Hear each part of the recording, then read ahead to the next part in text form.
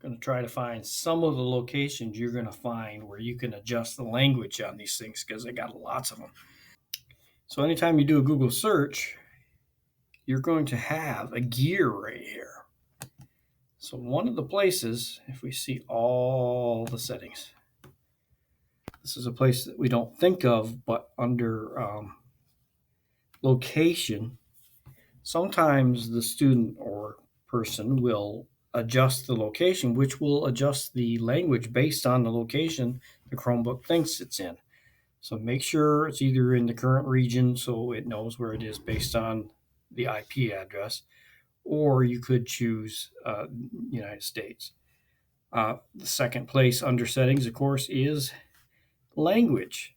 And this is another place where they could change the language. Now, the funny thing about this is these two settings only affect it when you're doing Google searches. So if you do a Google search, up pop the search results in whatever the foreign language is that the student might have picked.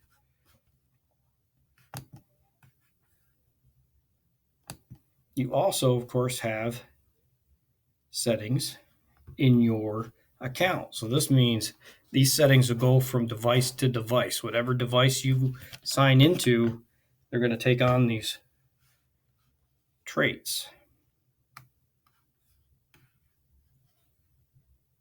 So if I go to personal information, you will find under language your English is what you want. Unless you're from another country, you want a different language. But that's where you find your overall profile language. I'm also going to check the input tools because sometimes they will play around with this and they'll add a different input language. So you might be seeing things in English, but when you go to type, it's in whatever language keyboard that they pop in. And that pretty much takes care of it on the account settings.